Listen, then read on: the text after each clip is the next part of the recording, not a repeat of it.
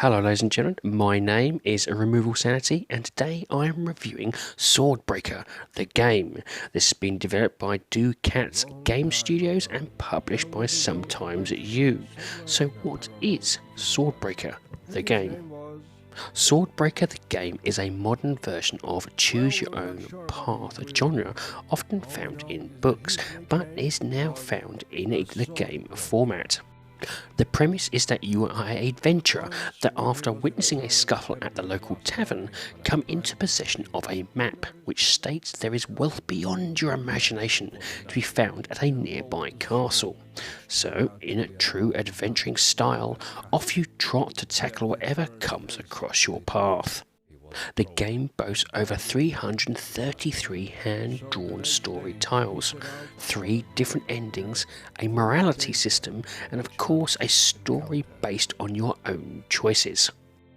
And this leads me on to the gameplay. Now, I'm a huge fan of Choose Your Own Path books, and I won't tell you how many Steve Jackson and Ian Livingstone novels I have.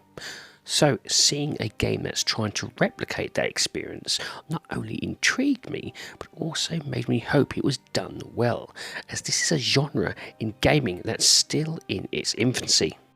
You start off outside the castle, and right from the beginning you are given your first choice: enter through the window or the front door.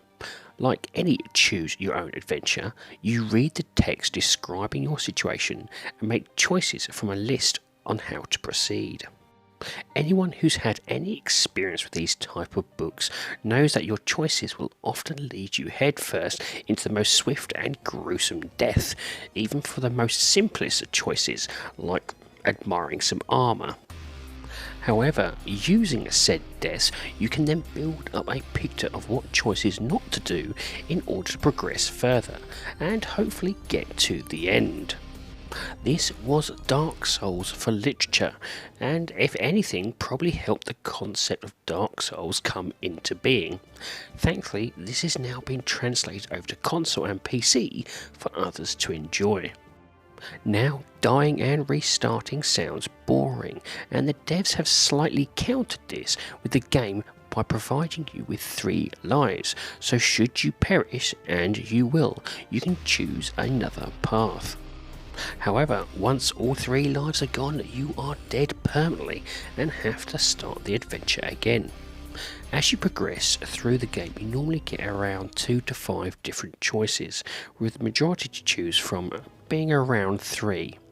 This allows the game to interweave areas and segments together, with you often appearing in one area from one choice and the same area again from another. Still, remembering your choices and the locations can be hard if you don't write it down. Again, the devs have thought of this and have given you a map that allows to see the areas you have been to. However, you can only view this from the start screen. They're not going to make it too easy for you. Level design is really well done, and with the map as well, it means the frustration of finding that alternative path you may have missed now gone. The control system is also simple and effective, but I did sometimes find I was pressing the wrong button from returning from the main menu. As stated earlier, the game does have a small morality system, where you can be a hero, a killer, or a coward. This appears once you've gone far enough into the castle, where a knight will ask you to go through a portal which will react based on your choices.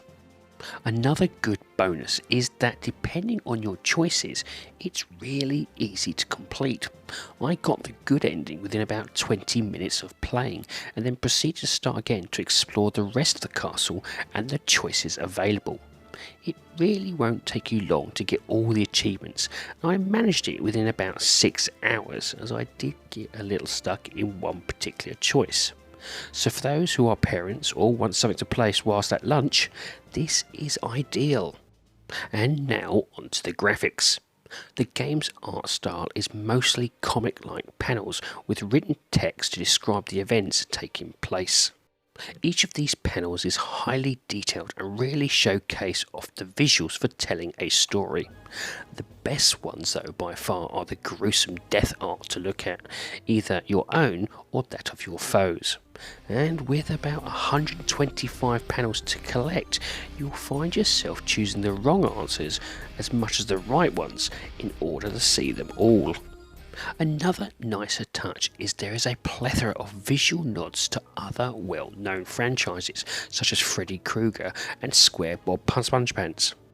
Now the story itself is nothing too out of the ordinary, but there are some great humorous references for you to chuckle to as you make your way through the game.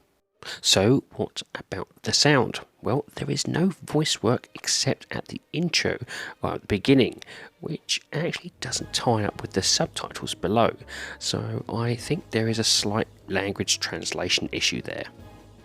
With regards to music, there is a handful of different songs that play, which do help set the mood at least.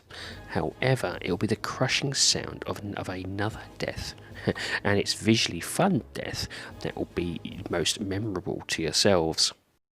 And this leads me on to the rating of the game. Now I rate games in order of avoid, on sale, great purchase and must own. My rating for Swordbreaker the game is a great purchase. If you are a fan of choose your own adventure books, this is the best I've seen so far, and for those that want something to enjoy without huge amounts of time being needed to play, this also ticks that box. At the time of this review, I didn't actually know the price of the game, so I'm basing it on the Switch price, which is roughly around £4.49 or around $5. Depending on your skill and patience, this would give you around 6.5 hours worth of gameplay to potentially clear all the story, get all the endings, achievements and art. Choose your own adventure games are rare on console, and I personally would like to see more of these added, maybe with a few new elements added in just to really get this genre going. Give it a go though, you may find yourself even trying out the literature versions afterwards as well. Well, ladies and gentlemen, that's it. I do hope you like this review, and if you do, please like, share and subscribe if you so wish. And if you would like to put some notes or even just a comment in the comment section, I do like reading them. Anyway, have a great time gaming, and I'll see you all again soon.